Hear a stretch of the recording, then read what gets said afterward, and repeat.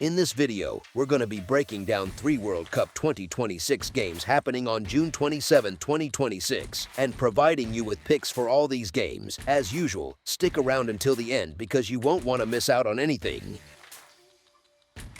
Croatia versus Ghana. There's something about a World Cup match where one team absolutely has to win and the other can afford to sit back that creates a fascinating tactical chess match. And that's exactly what we're looking at Saturday evening at Lincoln Financial Field in Philadelphia. Croatia and Ghana, Group L, winner takes a guaranteed spot in the round of 32. Here's the thing, though, Croatia don't just need a result, they need all 3 points. Sitting on 3 points after 2 games, one behind both England and Ghana at 4 apiece, there's no safety net here for Zlatko Dalic's squad. A draw leaves their fate dangling in someone else's hands. Ghana, meanwhile, can waltz into the knockout rounds with a simple point. And that difference in desperation, that imbalance of urgency, is precisely what tilts this matchup. You'd think the team with nothing to lose has the psychological edge, right? Normally, sure, but Croatia aren't some tournament newcomers who fold when the lights get bright.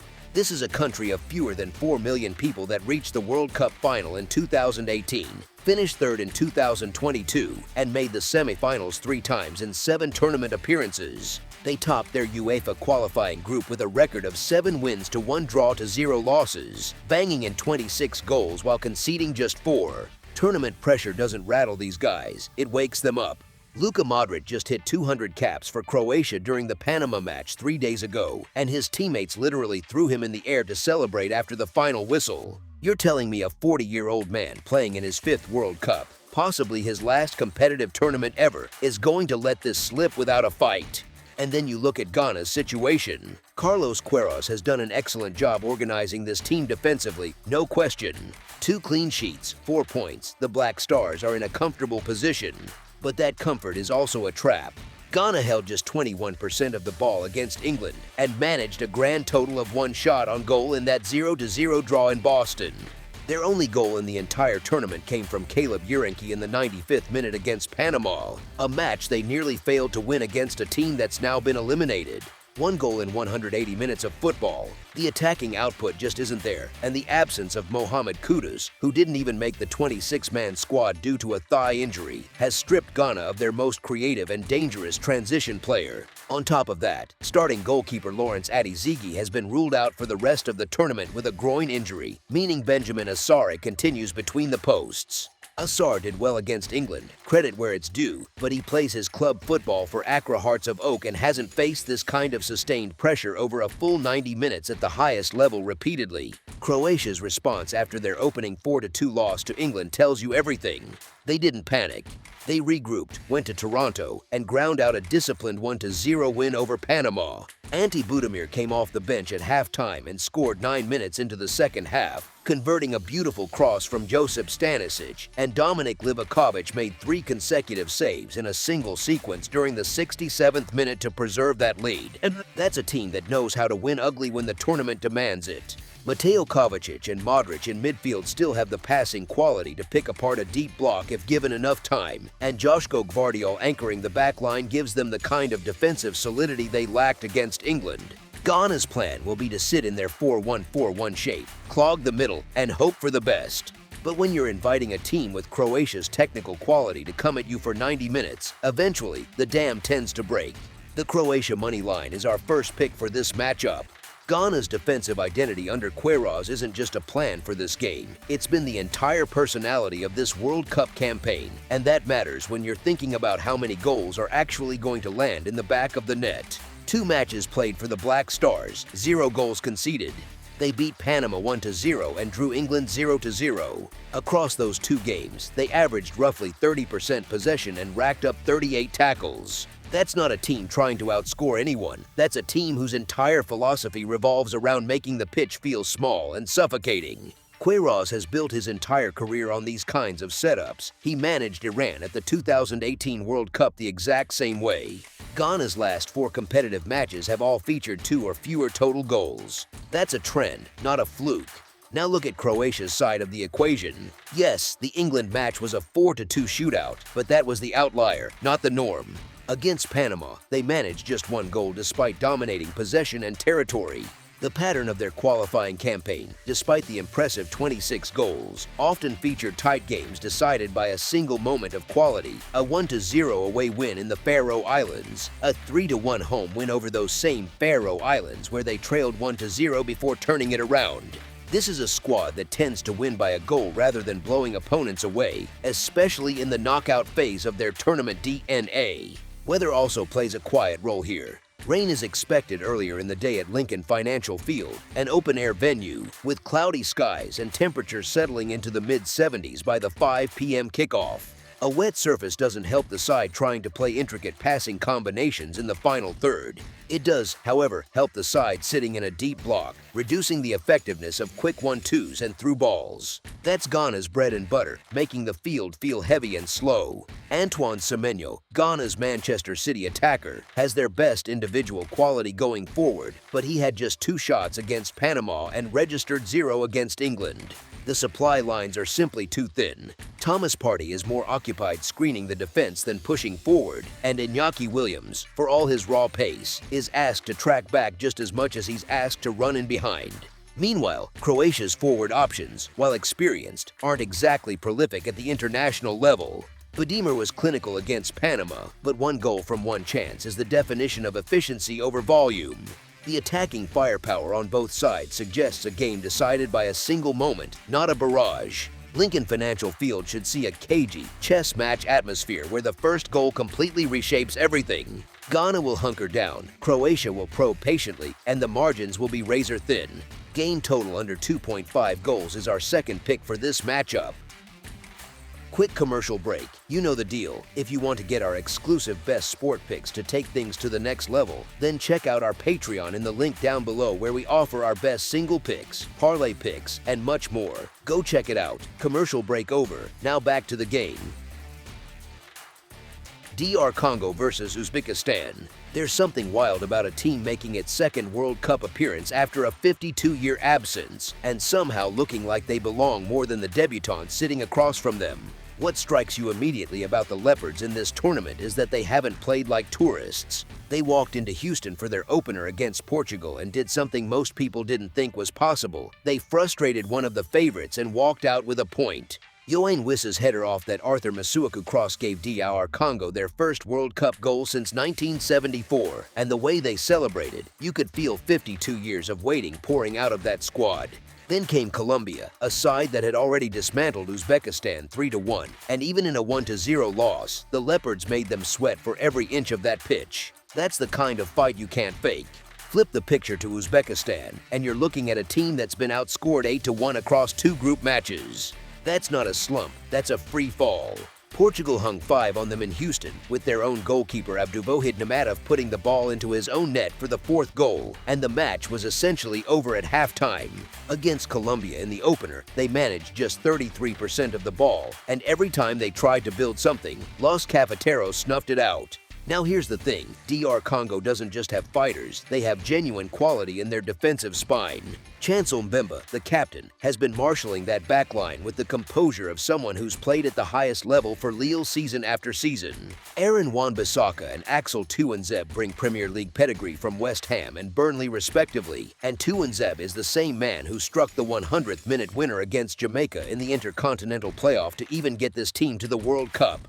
That's a defender who knows how to deliver when everything is on the line. Uzbekistan, meanwhile, haven't won a competitive match since well before this tournament, losing to Canada 2-0 in a June friendly, falling to the Netherlands 2-1, and then getting swept aside by both Colombia and Portugal once the World Cup started. Their record in this group stands at 0 wins, 0 draws, 2 losses. That's 0-0 to 2 with a -7 goal difference, and now they need not just a win, but a massive one to have any mathematical hope of advancing. Desperation can be dangerous, sure, but desperation without the tools to execute is just chaos. DR Congo sit on 1 point, and a victory here pushes them to 4, which puts them squarely in the conversation for one of the best third-place spots and a ticket to the round of 32. Sebastian Desabre knows his team can defend. He's proven that against 2 sides far better than Uzbekistan, and the Leopards haven't looked rattled by the occasion even once. Fabio Cannavaro, the World Cup winner turned head coach, hasn't been able to find a formation or a personnel combination that can stop the bleeding on the Uzbek side, and switching goalkeepers between matches hasn't exactly inspired confidence either. This game takes place inside Atlanta Stadium with the roof closed, climate-controlled and neutral, which removes any environmental wild card. It's just about who's better prepared, more organized, and more desperate in the right way. The DR Congo money line is our first pick for this matchup. When you look at what Uzbekistan has actually generated offensively in this World Cup, the numbers are almost startling in how little is there. Across 2 group stage matches, they've produced just 1 goal, and honestly, even that one required a heavy dose of fortune.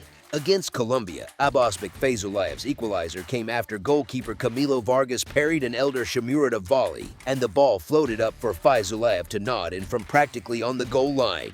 It wasn't a constructed attacking sequence, it was a scramble that happened to land kindly. Against Portugal, the White Wolves couldn't muster a single goal from open play. And the one time they thought they'd pulled one back through Aziz Ganiev's strike, VAR wiped it off for a foul in the build-up. Expand the lens beyond the World Cup, and the pattern only gets clearer.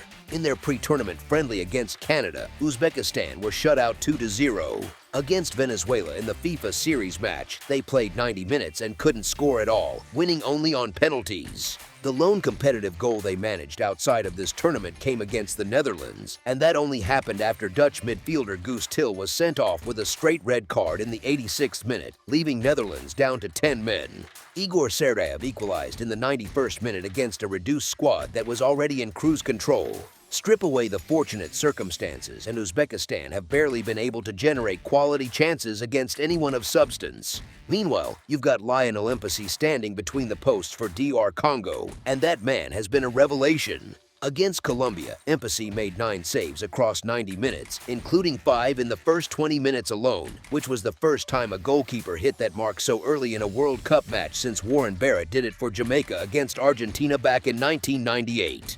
That's a historic statistical feat, confirmed by Opta at the biggest tournament on the planet. Colombia's expected goals in that match came in at 1.03, and yet Mpassi kept them scoreless for 75 minutes. He's not some unknown reserve either. He's been Le Havre's starter and was a key piece in DR Congo's run to the 2023 Africa Cup of Nations semifinals. Behind him sits that same back 5 that frustrated Portugal and made Colombia work harder than they probably expected for a single goal. Uzbekistan's expected goals average per match in this World Cup sits at just 0.70, according to ESPN's match data, and that's against sides that were playing with comfortable leads and didn't always need to press. DR Congo will not give Uzbekistan that kind of space. They'll sit in their structured block, force the White Wolves to try to create through the middle or out wide against defenders who've been doing this at the club level in England and France, and make every entry into the final third a battle. When a team has scored just twice from open play across their last 5 competitive outings combined, and one of those required a man advantage and stoppage time heroics, you're not looking at an attack that's about to suddenly figure things out against an organized, motivated defense with World Cup survival on the line. Both teams to score know is our second pick for this matchup. Jordan versus Argentina. There's something people tend to forget when they see the words dead rubber attached to a World Cup match, and it's worth keeping front of mind here. This is the first time in the history of both nations that Jordan and Argentina have ever faced each other in any competition, any friendly, anything. Not once. That means Jordan has 0 film, 0 institutional memory, 0 tactical familiarity with how Argentina suffocates teams, and Argentina's depth players have spent 2 weeks in training camp with one singular thought bouncing around their skulls: if I get my chance, I need to make it impossible for Scaloni to leave me out of the knockout rounds. That internal audition creates a kind of motivation that is almost more dangerous than a must-win game.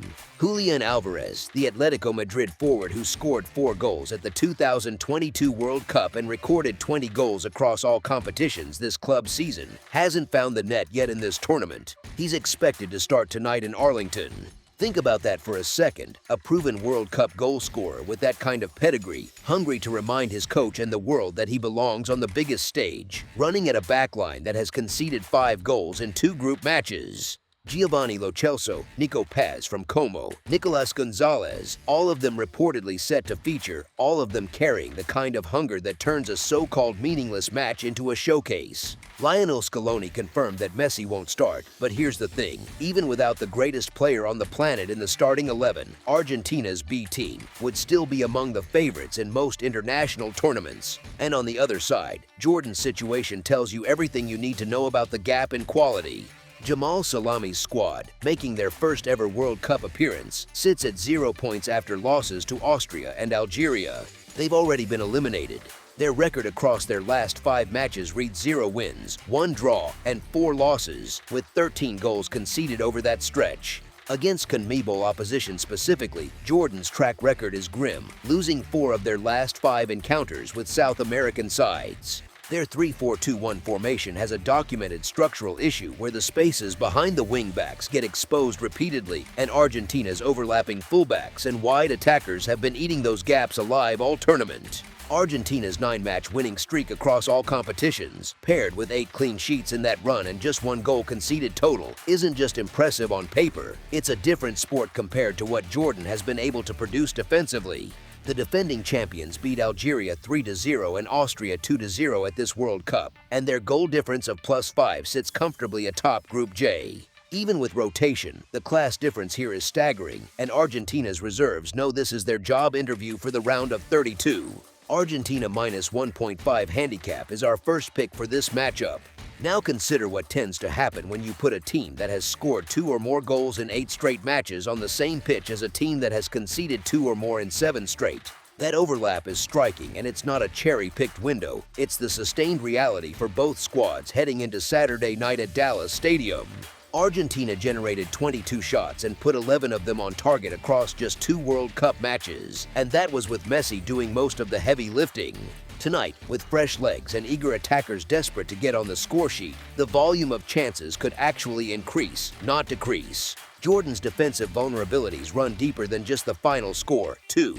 3 of their 5 World Cup goals conceded have come directly from corner kicks, a set-piece weakness that Argentina's coaching staff will have dissected in full during their Friday video session in Kansas City. Nicolas Otamendi, the 38-year-old Benfica center-back expected to start tonight, is a serial aerial threat from set pieces, and he'll be licking his lips at that matchup. Here's what makes the goal total particularly interesting, though. Jordan aren't a team that simply rolls over and hides. They scored in both of their World Cup matches, with Ali Owan netting Jordan's first ever World Cup goal against Austria and Nizer Al-Rashdan converting against Algeria. Moussa Altamari, Jordan's Rennes-based attacker who had 7 goals and 11 assists in League One this season, remains their most dangerous transition player, and with elimination already sealed, Salami has no reason to sit deep and park the bus. If anything, this is Jordan's last shot to leave the tournament with a memory worth taking home, something their fans can hold on to after their nation's historic first World Cup. That mentality pushes them forward, which opens up the game for both teams. And playing inside the climate-controlled dome at a TNT stadium removes any chance of weather slowing the tempo. No rain delays, no wind killing through balls, just a fast, pristine surface in perfect conditions that rewards attacking football. The over has cashed in 5 of Argentina's last 8 matches for a reason, and with Jordan contributing goals despite getting outclassed and Argentina's second unit loaded with attacking talent that has a point to prove, the ingredients for a high-scoring night in Arlington are all sitting right there. Game total over 3 goals is our second pick for this matchup. That's all for now, so if you have any other games you would like reviewed, then leave a comment down below with the game you would like analyzed, subscribe to our channel, leave a like on this video, and we'll get to it as soon as we possibly can. We would also love to hear your opinion on the picks presented to you in this video, whether you agree or disagree with them, so leave a comment down below and do let us know.